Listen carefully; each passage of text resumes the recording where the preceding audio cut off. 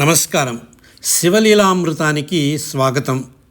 శివుడు భక్త సులభుడు మాత్రమే కాదు, భావసులభుడు కూడా. మనం చేసే పని వెనుక ఉన్న స్వార్థాన్ని కూడా పుణ్యంగా మార్చగల దయామయుడు ఆయన. పురాణాలలో ఒక వింతైన కథ ఉంది. ఒక పరమపాపి, దొంగతనమే వృత్తిగా చేసుకున్న వ్యక్తి కేవలం ఒక రాత్రి చేసిన పనికి మెచ్చి పరమేశ్వరుడు అతన్ని సాక్షాత్తు కుబేరుడిగా మార్చేశాడు. అసలు ఆ రాత్రి ఏం జరిగింది? ఆ దొంగ ఎవరు? కాంపిల్య నగరంలో యజ్ఞదత్తుడు అనే గొప్ప వేద పండితుడు ఉండేవాడు. ఆయనకు గుణనిధి అనే కుమారుడు కలిగాడు. పేరులో గుణాలు ఉన్నా చేతల్లో మాత్రం వాడు పరమ దుర్మార్గుడు. తండ్రికి తెలియకుండా జూదం, మద్యపానం వంటి దురలవాట్లకు బానిసయ్యాడు. గుణనిధి తన వ్యసనాల కోసం ఇంట్లోని విలువైన వస్తువులన్నీ దొంగిలించి అమ్మేస్తూ ఉంటాడు. ఒకరోజు తన తండ్రికి అత్యంత ప్రీతిపాత్రమైన రత్నఖచిత ఉంగరాన్ని దొంగిలించి జూదంలో ఓడిపోతాడు.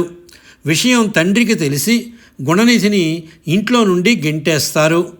కట్టుబట్టలతో ఆకలితో అడవుల పాలవుతాడు గుణనిధి. ఊరు కాని ఊరు, ఆకలి దహించేస్తోంది. అప్పుడే అతనికి దూరంగా ఒక శివాలయం కనిపిస్తుంది. ఆ రోజు విశేషం ఏమిటంటే అది మహాశివరాత్రి. ఆకలితో ఉన్న గుణనిధికి భక్తి లేదు.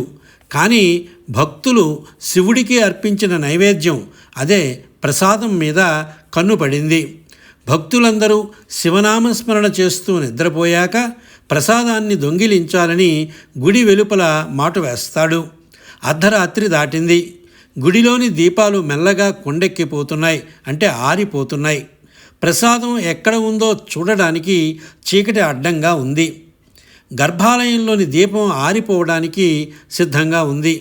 గుణనిధికి ప్రసాదం పాత్రలు కనిపించడం లేదు. అప్పుడు అతను తడుముకోకుండా తన చిరిగిన పై వస్త్రాన్ని చింపి వత్తిలా చుట్టి ఆరిపోతున్న దీపంలో వేస్తాడు.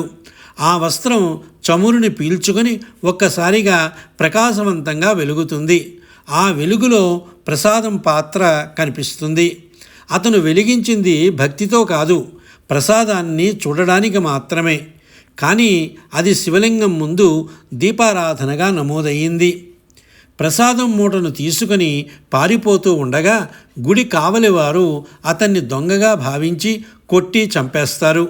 చనిపోయిన గుణనిధి ఆత్మను తీసుకువెళ్ళడానికి యమదూతలు వస్తారు. కానీ చిత్రంగా అదే సమయంలో 1000 సూర్యుల కాంతితో శివదూతలు అక్కడికి చేరుకుంటారు. ఇతను పాపి, నరకానికి రావాలి అని యమదూతలు అంటారు. కానీ శివదూతలు నవ్వి మహాశివరాత్రి నాడు ఉపవాసం ఉండి జాగరణ చేసి ఆరిపోతున్న దీపాన్ని వెలిగించిన పుణ్యం ఇతనికి దక్కింది కనుక ఇతడు ఇప్పుడు శివలోకంలో ఉండడానికి అర్హత సంపాదించుకున్నాడని పలికి గుణనిధిని యమభటుల బారి నుండి తప్పించి శివలోకానికి తీసుకువెడతారు. శివలోకంలో కాలం గడిచాక ఆ పుణ్యం వల్ల గుణనిధి మరుసటి జన్మలో దముడు అనే రాజుగా పుడతాడు. అక్కడ కూడా అపారమైన శివభక్తిని చాటుకొని వేల సంఖ్యలో దీపాలను వెలిగిస్తాడు. ఆ త్యాగానికి మెచ్చిన పరమశివుడు అతనికి కుబేరుడు అనే నామకరణం చేసి ఉత్తర దిక్కుకు అధిపతిగా, సకల సంపదలకు ధనపతిగా మారుస్తాడు.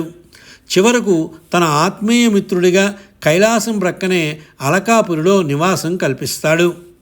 చూశారా, తెలియక చేసిన, స్వార్థంతో చేసిన, భగవంతుడికి చేసిన సేవ వృధా పోదు. గుణనిధి కథ మనకు ఇచ్చే గొప్ప సందేశం ఇదే. మనం ఎంత పాపులమైనా కావచ్చు, కానీ భగవంతుడి వైపు వేసే ఒక చిన్న అడుగు మన జీవితాలనే మార్చేస్తుంది. ఓం నమః శివాయ. బాగుంటే లైక్ చేయండి. మరిన్ని కథల కోసం ఈ ఛానల్ని ఇప్పుడే సబ్స్క్రైబ్ చేసుకోండి. స్వస్తి.